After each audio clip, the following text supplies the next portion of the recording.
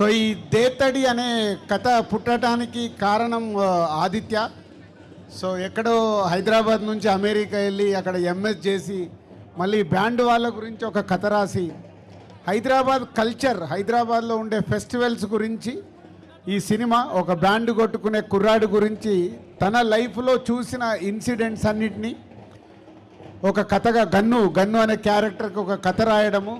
ఆదిత్య హైదరాబాద్లో ఉండే ఎల్లమ్మ లగ్గం దగ్గర నుంచి ప్రతి ఒక్క ఫెస్టివల్, బోనాల్ది కానీ, వినాయక చవితిది వచ్చేది కానీ, అమ్మవారిది కానీ, అలాగే సదర్ కానీ, ఇలా హైదరాబాద్ కల్చర్ గురించి ఈ సినిమా తీయబోతున్నాడు.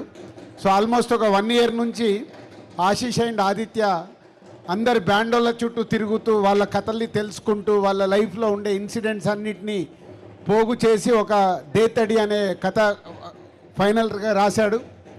సో ఈ ఈవెంట్కి స్పెషల్గా ఆదిత్య అందరి బ్యాండ్, హైదరాబాద్లో ఉన్న బ్యాండ్ కంపెనీస్ అందరి దగ్గరికి వెళ్ళి ఈరోజు 600 మంది ఫ్రీగా వాళ్ళ గురించి సినిమా తీస్తున్నారని తెలిసి ఫ్రీగా వచ్చి ఈరోజు ఈ ఈవెంట్ చేసినందుకు వాళ్ళందరికీ మా తరపున ధన్యవాదాలు. ఆల్ బ్యాండ్ పీపుల్, హైదరాబాద్లో ఉన్న బ్యాండ్ కంపెనీస్ అందరికీ మా ధన్యవాదాలు. అండ్ దేతడి ప్రాసెస్లో ఆశీష్ 1 year నుంచి బ్యాండ్ వాళ్ళ దగ్గరికి వెళ్ళి ఒక్కొక్కటి ఎలా కొట్టాలి, ఏంటి, ఎన్ని బ్యాండ్స్ ఉంటాయి, ఎన్ని రిథమ్స్ ఉంటాయి అన్నీ నేర్చుకొని ఈ సినిమా కోసం రెడీ అయ్యాడు.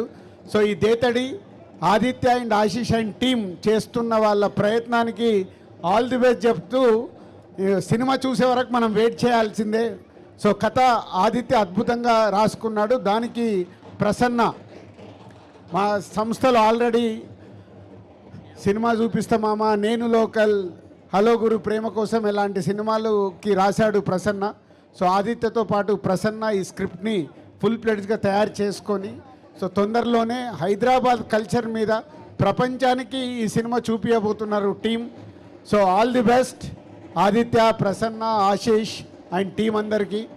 అండ్ మ్యూజిక్ ద్వారా కూడా కొత్త జునేద్ అనే మ్యూజిక్ చేస్తున్నాడు. ఇలా ఓల్డ్ టీం ఈ సినిమా గురించి కష్టపడుతున్నారు.